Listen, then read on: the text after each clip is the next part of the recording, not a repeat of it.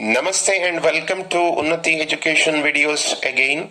So we were discussing about different cases of uniform electric field where the dipole is placed and what is the torque acting, what is the net force acting on that we were discussing. Now we are entering into the non-uniform electric field. Under that, the first case that is non-uniform electric field and theta is not equal to 0. Angle is not equal to 0. Angle between P and E is not equal to 0. You know what is non-uniform electric field? If you consider a space like this, if you consider 2 points, the electric field at this point will not be equal to electric field at this point. So it varies. In each and every point, the value of electric field will be different. That is why we call it as non-uniform electric field. Such a case we are discussing. Okay, E varies. It is non-uniform. Such a case we are discussing. So the first case, non-uniform electric field and theta is not equal to 0. So tau will be having particular value, tau equal to Pe sin theta. We know what is theta. It is not equal to 0 but is and also not equal to 180. That is why it will be having some value. So tau equal to Pe sin theta. It is not equal to 0. Tau is not equal to 0. Then what about force, net force acting? Suppose if you consider a dipole plus minus q plus q, two charges. Force acting on minus q, force acting on plus q.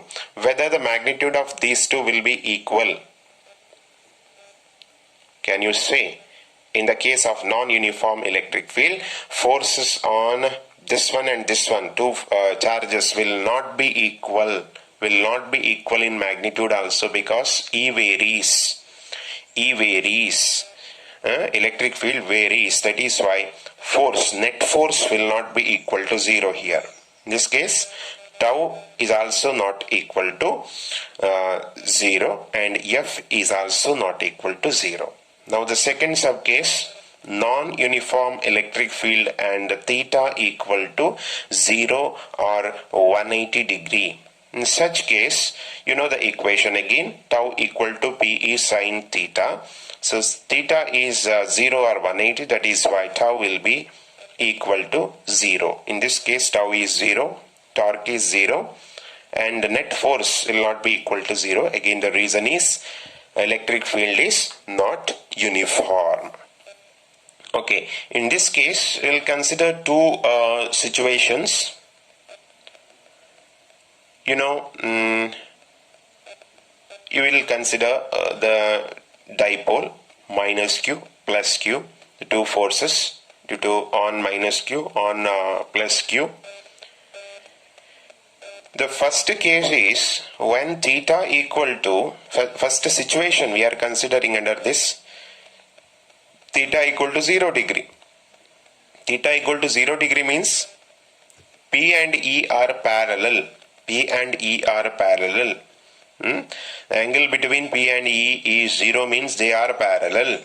That is why in this particular case, you can see here, you can read here, when P and E are parallel to each other, dipole will experience force in the direction of increasing field. You can see this is the direction of increasing field where the magnitude of force is maximum. That is why net force will be in this particular direction. That is what said here. Okay, once again I will read it. When P and E are parallel to each other, dipole will experience force in the direction of increasing field. Okay. The second situation, theta is equal to 180 degree. Theta equal to 180. That is what you call as P and E are anti-parallel.